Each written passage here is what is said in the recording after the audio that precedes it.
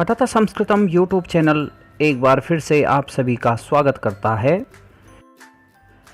वैदिक वाङ्मय का अंतिम भाग उपनिषद हैं। आज की वीडियो में हम उपनिषदों के बारे में जानकारी प्राप्त करेंगे। उपनिषदों के अंतर्गत 10 प्रमुख उपनिषद जिन पर शंकराचार्य जी ने भाष्य भी लिखे हैं और उसके अतिरिक्त कुछ अन्य प्रमुख उपनिषदों पर भी जानकारी प्रदान की जाएगी। तो चलते हैं सीधे आज की वीडियो के साथ। तो आइए सर्वप्रथम हम उपनिषद शब्द का अर्थ और उसकी निष्पत्ति के बारे में जानते हैं। उप और नी उपसर्ग पूर्वक शदृ धातु से क्विप प्रत्यय जुड़ने पर उपनिषद शब्द निष्पन्न होता है। उप का अर्थ है समीप, नी का अर्थ है निश्चयपूर्वक या निष्ठापूर्वक और शदृ का अर्थ होता है बैठना। इस प्रकार उपनिषद का अर्थ है गुरु के पास विनम्रता पूर्वक ज्ञान की प्राप्ति करना। आचार्य शंकर ने शदृ धातु के 3 अर्थ दिए।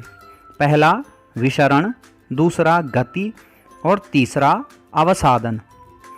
विशरण का अर्थ है नाश होना। किस चीज़ का नाश होना? अविद्या का नाश होना। गति का अर्थ है पाना या जानना। किसको जानना? ब्रह्म को पाना या ब्रह्म को जानना। और अवसादन का अर्थ है शिथिल होना। किसका शिथिल होना? गर्भावास आदि दुख शिथिल हो जाते हैं। उपनिषद मुख्य रूप से ब्रह्म विद्या का द्योतक है। उपनिषदों में ब्रह्म के स्वरूप और उसकी प्राप्ति के उपाय, जीव और जगत का रहस्योद्घाटन तथा आत्मादि गंभीर विषयों का विस्तार पूर्वक निरूपण और विवेचन किया गया है। उपनिषद वैदिक साहित्य के अंतिम भाग हैं, अर्थात चरम परिणति हैं। उपनिषदों को वेदांत भी कहते हैं। वेद प्लस अंत बराबर वेदांत, क्योंकि इनमें वेदों का अंतिम ध्येय ब्रह्म का निरूपण है। वेदांत दर्शन के 3 प्रस्थान हैं, जिनमें से उपनिषद भी प्रमुख हैं। 3 प्रस्थान कौन से हैं? उपनिषद, ब्रह्मसूत्र और गीता। ऐसा कहा जाता है कि चारों वेदों के 1180 उपनिषद हैं। मुक्तिकोपनिषद के अनुसार 108 उपनिषद हैं। प्रत्येक उपनिषदों का किसी न किसी वेद के साथ संबंध है। शंकराचार्य जी ने जिन 10 उपनिषदों पर भाष्य लिखा है वे प्राचीनतम और प्रामाणिक माने जाते हैं। मुक्तिकोपनिषद के अनुसार उनके नाम व क्रम इस प्रकार हैं। ईश केन कठ प्रश्न मुंड मांडूक्यतित्तिरः ऐतरेयं च छांदोग्यम बृहदारण्यकम दश। अब क्रम से प्रमुख उपनिषदों के बारे में जानकारी प्राप्त करते हैं। सर्वप्रथम ईशावास्योपनिषद। इस उपनिषद का नाम इसके प्रथम मंत्र ईशावास्यमिदं सर्वं यत्किंच जगत्यां जगत् तेन त्यक्तेन भुंजीथा मा गृधः कस्य स्विद्धनम् से कहा गया है। यह शुक्ल यजुर्वेद का 40वां अध्याय है। इसमें मात्र 18 मंत्र हैं, किंतु संक्षेप पूर्वक उपनिषदों के सभी विषयों का अति प्रभावशाली निरूपण हुआ है। इस उपनिषद के मंत्रों में आत्मा का महत्वपूर्ण वर्णन, एक आदर्श ऋषि का वर्णन जो संसार के विषय वासना, दुख, शोक आदि में भी स्थित प्रज्ञ रहता है, परवर्ती कर्म योग का दिग्दर्शन और कर्म तथा ज्ञान का समुचित समन्वय किया गया है। कर्म तथा ज्ञान का समुचित समन्वय इस उपनिषद की सर्वाधिक मूल्यवान कल्पना है, जो कि इसके मूल में स्थित है।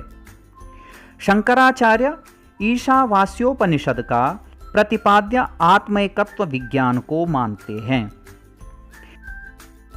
ईशावास्योपनिषद के अनुसार आत्मा सर्वगत, शुद्ध, अशरीरी, अक्षत, स्नायुरहित, निर्मल, पापरहित, सर्वद्रष्टा, सर्वज्ञ, सर्वोत्कृष्ट और स्वयंभू है। विद्या और अविद्या का स्वरूप कुछ इस प्रकार कहा गया है। विद्या शब्द से ज्ञान को कहा गया है और अविद्या शब्द से कर्मों को कहा गया है। संभूति व असंभूति का स्वरूप इस प्रकार कहा गया है। जिस कार्य की उत्पत्ति होती है वह संभूति है और जो संभूति से भिन्न है अर्थात जिस कार्य की उत्पत्ति नहीं होती है वह असंभूति है। दूसरा उपनिषद केनोपनिषद। सामवेदीय तवलकार शाखा के 9वें अध्याय को केनोपनिषद शब्द से अभिहित किया गया है। इसका नामकरण इसके प्रारंभिक वाक्य केनेशितं पतति प्रेषितं मनः केन प्राणः प्रथमः प्रेतियुक्तः केनेशितां वाचमिमां वदन्ति चक्षुः श्रोत्रं क उदेवो युनक्ति से हुआ है। इसका प्रतिपाद्य विषय ब्रह्म तत्व है। इस उपनिषद के 2 प्रकार के भाष्यों का स्वयं शंकराचार्य जी ने प्रतिपादन किया है। पहला पदभाष्य और दूसरा वाक्य भाष्य। केनोपनिषद में 4 खंड हैं, 2 पद्य में व 2 गद्य में। प्रथम व द्वितीय खंड में गुरु शिष्य की संवाद परंपरा द्वारा उस प्रेरक सत्ता की विशेषताओं, उसकी गूढ़ अनुभूतियों आदि पर प्रकाश डाला गया है।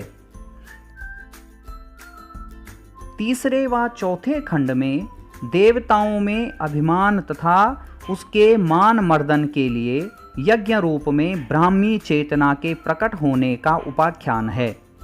यक्षोपाख्यान द्वारा भगवान को सर्व प्रेरकत्व और सर्वकर्तृत्व दिखलाया गया है।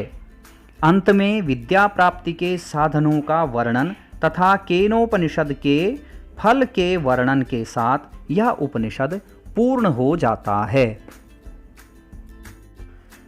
तीसरा उपनिषद कठोपनिषद। यह उपनिषद कृष्ण यजुर्वेद की कठ शाखा के अंतर्गत आता है। इसमें 2 अध्याय और 6 बल्लियां हैं। इसका प्रारंभ नचिकेता की कथा से होता है जिसमें श्रेय और प्रेय का सुंदर चित्रण है।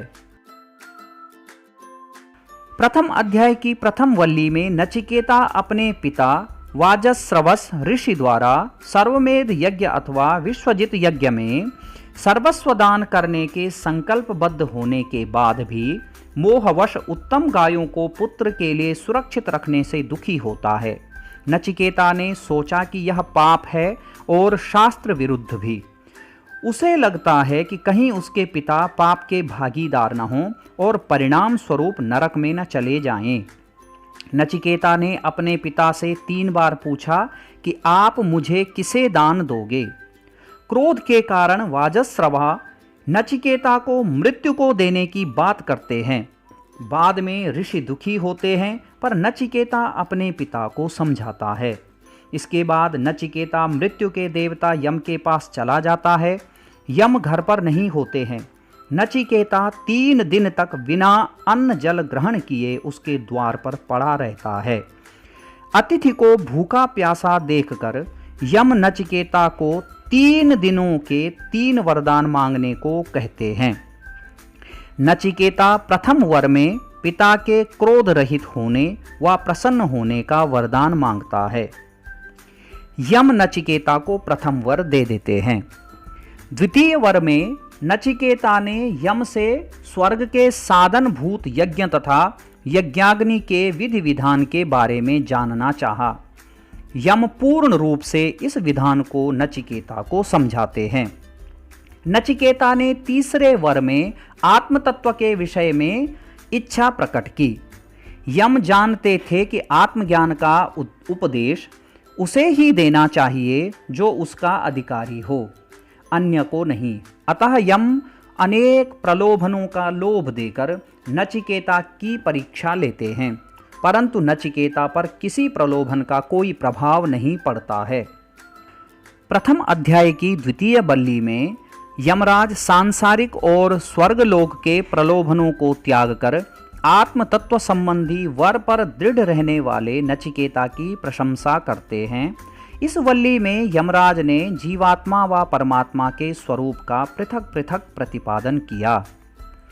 तृतीय वल्ली में यमराज ने परमात्मा की प्राप्ति के साधनों का वर्णन किया है।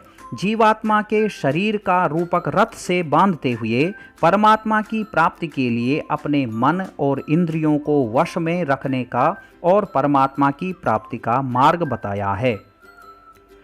द्वितीय अध्याय की प्रथम वल्ली में यमराज ने नचिकेता को परमात्मा की प्राप्ति के लिए आवश्यक एकाग्रता पूर्ण सूक्ष्म बुद्धि के निर्माण में आने वाले विघ्न तथा उनके निराकरण के उपायों का वर्णन किया है।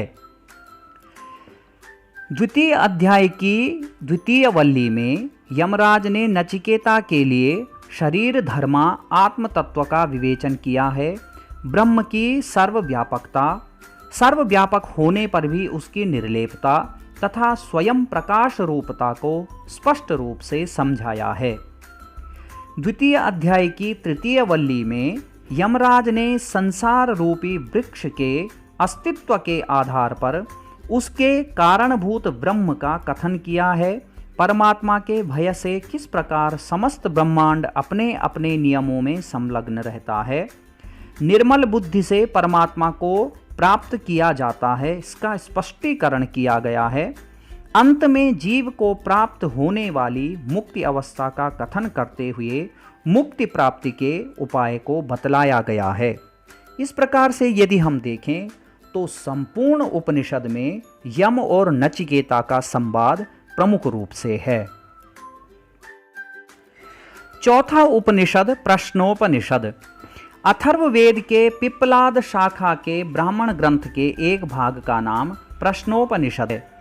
इस उपनिषद में पिप्पलाद नामक ऋषि द्वारा सुकेशा, सत्यवान, आश्वलायन, भार्गव, कात्यायन और कबंधी नामक 6 ऋषियों के ब्रह्म विद्या संबंधी प्रश्नों का उत्तर दिया गया है। प्रश्नों के उत्तर रूप में निबद्ध होने के कारण इसे प्रश्नोपनिषद नाम दिया गया है। इसमें प्रश्नोत्तर के रूप में ब्रह्म तत्व का निरूपण किया गया है। इसके प्रथम 3 प्रश्न अपराविद्या विषयक तथा शेष 3 प्रश्न पराविद्या संबंधी हैं। प्रथम प्रश्न में सृष्टि की उत्पत्ति के विषय में बताया गया है। द्वितीय प्रश्न के उत्तर में प्राण के स्वरूप का निर्णय किया गया है। तृतीय प्रश्न के उत्तर में प्राण की उत्पत्ति व स्थिति का निरूपण किया गया है। चतुर्थ प्रश्न में स्वप्न जागरण, स्वप्न दर्शन पर चर्चा की गई है। पंचम प्रश्न में ओमकार में ब्रह्म की एकनिष्ठ उपासना तथा उससे लोकों की विजय बताई गई है। और षष्ठ प्रश्न में षोडश कला संपन्न पुरुष का वास शरीर के हृदय में बताया गया है। इस प्रकार से इस उपनिषद में 6 प्रश्न और उनके उत्तर दिए गए हैं। पांचवां उपनिषद मुंडकोपनिषद। यह अथर्ववेद की शौनक शाखा का एक अंश मुंडकोपनिषद है। इसमें 3 मुंडक हैं। प्रत्येक मुंडक में 2-2 अध्याय हैं। कुल मंत्र 64 हैं। प्रथम मुंडक में 21, द्वितीय मुंडक में 21 और तृतीय मुंडक में 22 मंत्र हैं। सृष्टि की उत्पत्ति तथा ब्रह्म तत्व का चिंतन ही इस उपनिषद का प्रतिपाद्य विषय है।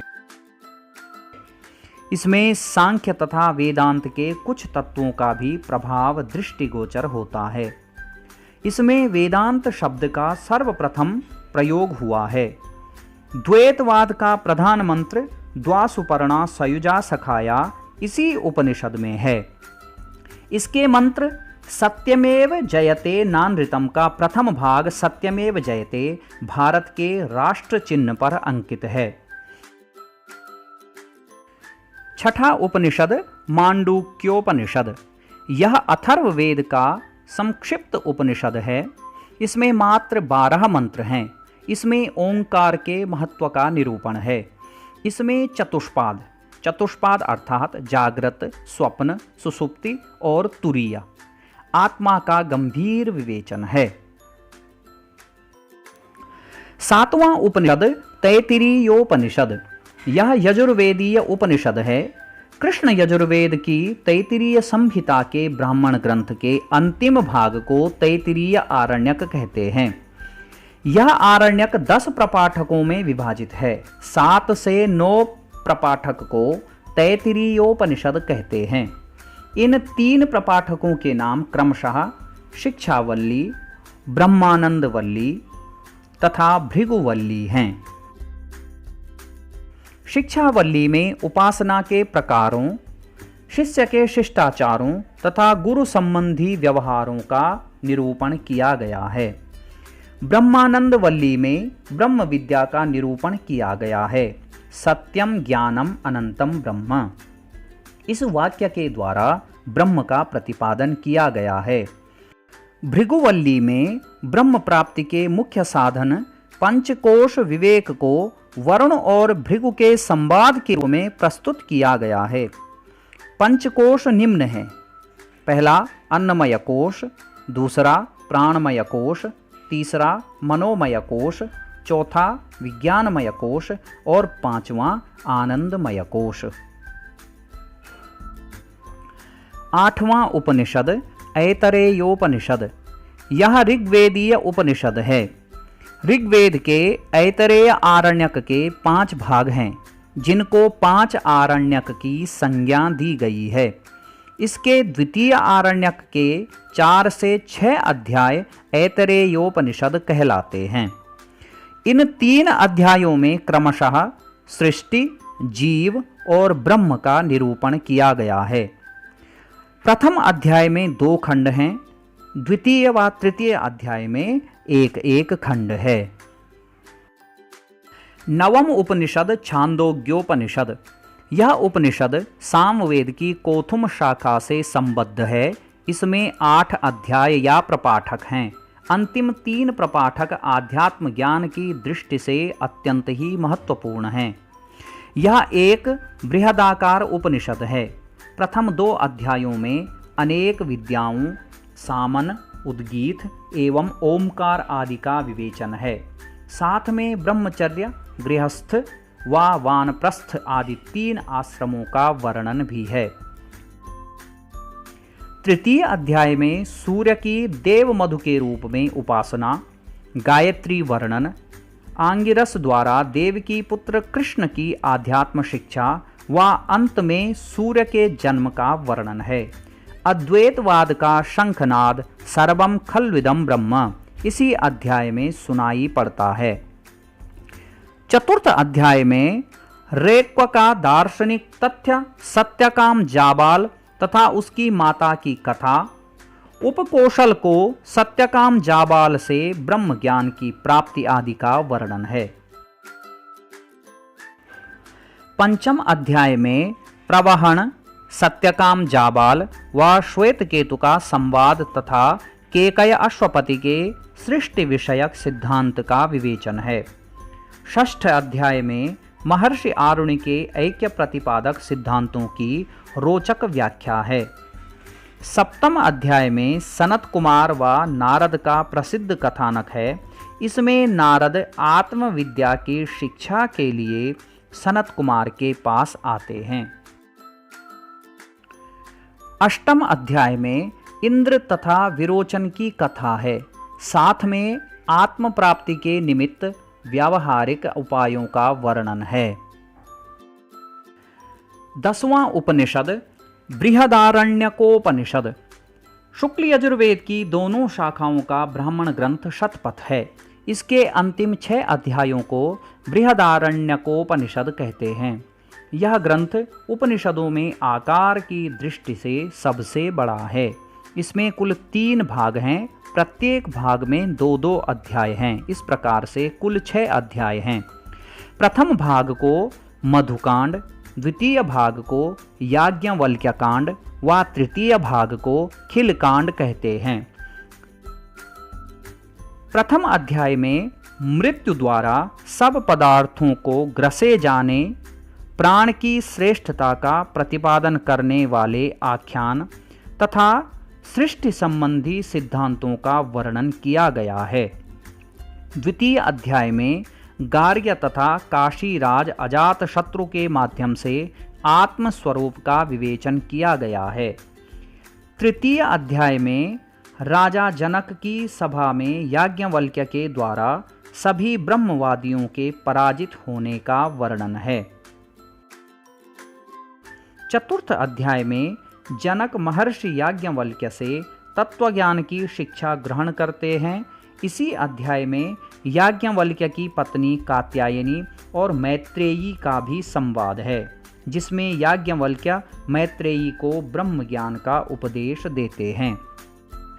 पंचम अध्याय में नीतिपरक, सृष्टि विषयक तथा परलोक संबंधी अनेक तथ्यों का विवेचन किया गया है।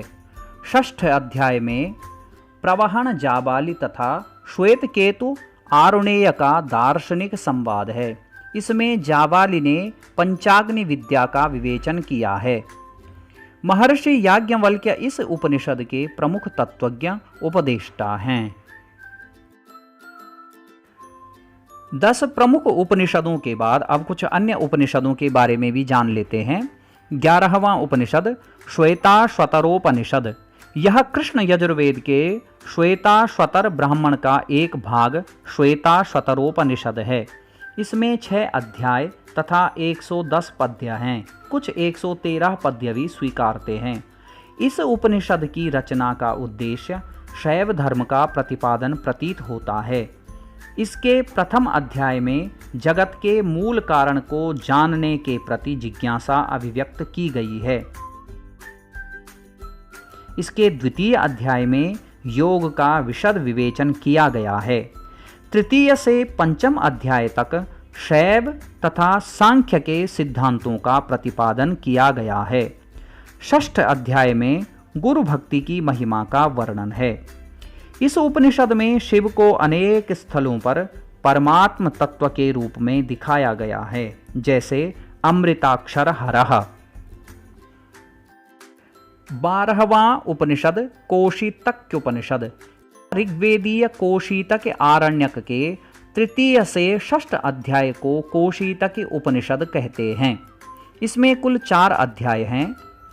प्रथम अध्याय में देवयान तथा पितृयान का वर्णन है। द्वितीय व तृतीय अध्याय में दार्शनिक सिद्धांतों का वर्णन है। चतुर्थ अध्याय में प्रतर्दन इंद्र से ब्रह्म विद्या की शिक्षा लेते हैं, जिसमें प्राण तत्व पर सूक्ष्म विचार किया गया है। 13वां उपनिषद मैत्री अथवा मैत्रायणी उपनिषद। यह उपनिषद कृष्ण यजुर्वेद से संबद्ध है। इसमें 7 प्रपाठक हैं। यह 13 उपनिषदों में सबसे अर्वाचीन प्रतीत होता है। इसमें उपनिषदों के सिद्धांतों, सांख्य योग जैसे आस्तिक दर्शनों तथा बौद्ध जैसे नास्तिक दर्शनों के सिद्धांतों के मिश्रण को सारांश रूप में प्रस्तुत किया गया है। इस उपनिषद का योग षडंग है, जो कि आगे चलकर पतंजलि द्वारा अष्टांग रूप में विकसित हुआ। इसमें हठ योग के सिद्धांतों का भी वर्णन है। इस प्रकार पठत संस्कृतम यूट्यूब चैनल ने आज आपको उपनिषदों से संबंधित जानकारी प्रदान की। उम्मीद है यह वीडियो आपको पसंद आई होगी और आपके उपयोग के लिए होगी। साथियों, आप हमारे चैनल को सब्सक्राइब करना न भूलें, बेल आइकन को अवश्य दबाएं और अपने विचार कमेंट बॉक्स में अवश्य लिखें। धन्यवाद। बहुत जल्द मिलेंगे एक और वीडियो के साथ।